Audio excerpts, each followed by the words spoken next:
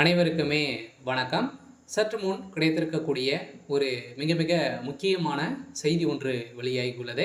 சற்று முன் அமைச்சர் பொன்முடி 12 திமுக எம்எல்ஏவுடன் அதிமுகவில் இணைந்தார். உதயநிதி செய்த சம்பவம் இது மாதிரி செய்திகள் வெளியாக இருக்குது. ஸோ அனைவருக்குமே தெரியும், திமுகவில் உட்கட்சி மோதல் ஏற்பட்டிருக்கு. சொல்ல பார்த்தீங்கன்னா திமுகவில் இருக்கக்கூடிய முக்கிய அமைச்சர்கள், அதே மாதிரி மோஸ்ட்லி பார்த்தீங்கன்னா மூத்த அமைச்சர்கள் பார்த்தீங்கன்னா திமுகவில் அதிரடியாக ஓய்வு கொடுக்க போகிறதாக உதயநிதி ஸ்டாலின் அவர்கள் பார்த்தீங்கன்னா மூத்த அமைச்சர்களுக்கு எதிராக செயல்பட்டு வராரு. ஸோ இதனைத் தொடர்ந்து தான் பார்த்தீங்கன்னா வருகின்ற சட்டமன்ற தேர்தலில் மூத்த அமைச்சர்களாக இருக்கக்கூடிய திமுக இருக்கக்கூடிய அமைச்சர்கள் அனைவருமே பார்த்தீங்கன்னா நீக்கப்பட்டு புதிய அமைச்சர்களாக நியமிக்கப்பட போகிறாரு அப்படின்ற மாதிரி திமுகவுடைய அறிவாலயம் பார்த்தீங்கன்னா அதிரடியாக ஒரு முடிவுகள் எடுத்து வராங்க. இந்த முடிவின் அடிப்படையில் ஏற்கனவே இல்லாத அமைச்சராக தான் அமைச்சர் பொன்முடி அவர்கள் இருக்கார்.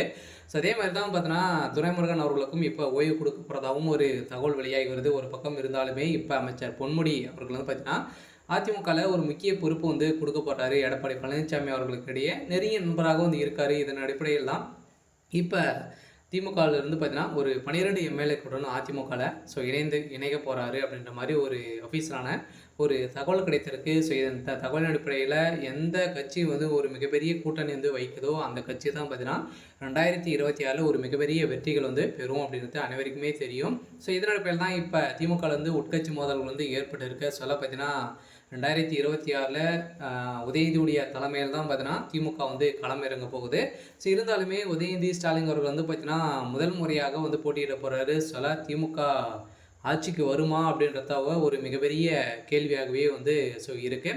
ஸோ இந்த கேள்வியின் அடிப்படையில் தான் இப்போ அதிரடியாக திமுக இருக்கக்கூடிய மூத்த அமைச்சர்களுக்கெல்லாம் எதிராக உதயநிதி ஸ்டாலின் செயல்பட்டு வர்றாரு அப்படின்ற மாதிரி தகவல் வெளியாக இந்த தகவலை பற்றி முழுமையாக பார்க்கலாம். அதுக்கு முன்னாடி மறக்காமல் நம்முடைய சேனலை சப்ஸ்கிரைப் பண்ணிக்கோங்க. ஸோ இதெல்லாம் பார்த்தீங்கன்னா அமைச்சர் பொன்முடி அவர்கள் ஏற்கனவே இல்லாத அமைச்சராக சொத்து குவிப்பு வழக்கில் வசமாக சிக்கி இவர் பார்த்தீங்கன்னா திமுக நீக்கப்பட்டார். ஸோ இப்போ அதிரடியாக பார்த்தீங்கன்னா மீண்டும் திமுக இணையத்துக்கான வாய்ப்புகளே இல்லை அப்படின்ற ஒரு வாய்ப்பு தெரிஞ்சு கொண்ட நிலையில் இப்போ அதிரடியாக ரகசியமாகவே எடப்பாடி பழனிசாமி கிட்ட பார்த்தீங்கன்னா இவர் பேசி வராரு அப்படின்ற மாதிரி தான் இப்போ தகவல் வெளியாக இருக்குது.